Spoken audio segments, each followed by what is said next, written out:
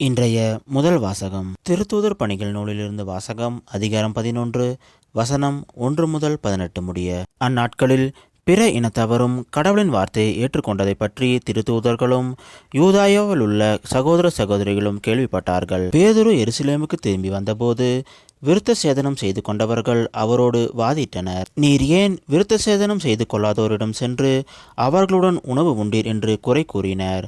பேதுரு நடந்தவற்றை ஒன்றன் பின் ஒன்றாக விளக்கி கூற தொடங்கினார். நான் யோப்பா நகரில் இறைவனிடம் வேண்டிக் கொண்டிருந்த போது மெய்மறந்த நிலையில் ஒரு காட்சி கண்டேன். பெரிய கப்பட்பாய் போன்ற ஒரு விரிப்பு 4 முனைகளிலும் கட்டப்பட்டு வானத்திலிருந்து இறக்கப்பட்டு என்னிடம் வந்தது.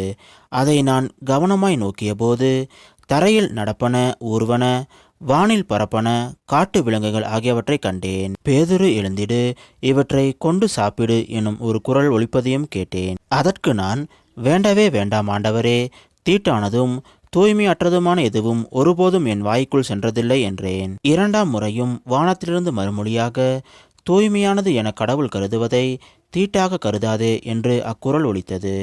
இப்படி மும்முறை நடந்த பின் யாவும் வானத்துக்கு மீண்டும் எடுத்துக்கொள்ளப்பட்டன. அந்நேரத்தில் செசரியாவிலிருந்து என்னிடம் அனுப்பப்பட்ட 3 நான் தங்கியிருந்த வீட்டின் முன் வந்து நின்றனர். தூய ஆவியார் என்னிடம், தயக்கம் ஏதுமின்றி அவர்களோடு செல் என்று கூறினார்.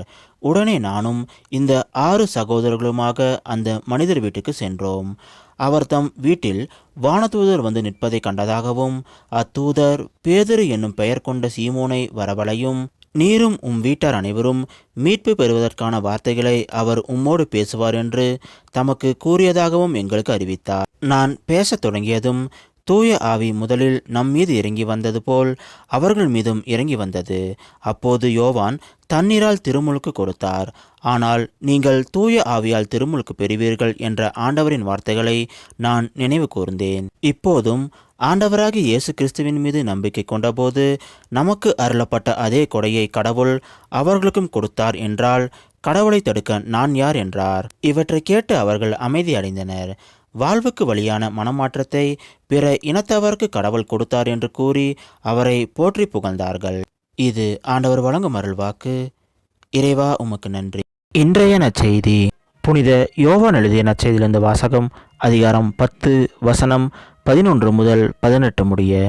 அக்காலத்தில் இயேசு கூறியது, நல்ல ஆயன் நானே. நல்ல ஆயர் ஆடுகளுக்காக தம் உயிரை கொடுப்பார். கூலிக்கு மேய்ப்பவர் ஓநாய் வருவதைக் கண்டு ஆடுகளை விட்டுவிட்டு ஓடிப்போவார். ஏனெனில் அவர் ஆயரும் அல்ல, ஆடுகள் அவருக்கு சொந்தமும் அல்ல. ஓநாய் ஆடுகளை பற்றி இழுத்து கொண்டு போய் மந்தையை சிதறடிக்கும். கூலிக்கு மேய்ப்பவருக்கு ஆடுகளை பற்றி கவலை இல்லை. நல்ல ஆயன் நானே. தந்தை என்னை அறிந்திருக்கிறார், நானும் தந்தையை அறிந்திருக்கிறேன்.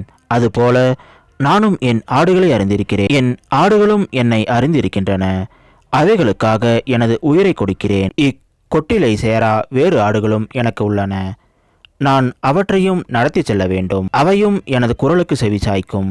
அப்போது ஒரே மந்தையும் ஒரே ஆயரும் எனும் நிலை ஏற்படும். தந்தை என் மீது அன்பு செலுத்துகிறார், ஏனெனில் நான் என் உயிரை கொடுக்கிறேன். அதை மீண்டும் பெற்றுக்கொள்ளவே கொடுக்கிறேன். என் உயிரை என்னிடமிருந்து யாரும் பறித்து கொள்ளவில்லை, நானாகவே அதை கொடுக்கிறேன். உயிரை கொடுக்கவும் எனக்கு அதிகாரம் உண்டு, அதை மீண்டும் பெற்றுக்கொள்ளவும் அதிகாரம் உண்டு. என் தந்தையின் கட்டளைப்படியே நான் இப்படி செய்கிறேன். இது கிறிஸ்து வழங்கும் நற்செய்தி. கிறிஸ்துவே உமக்கு புகழ்.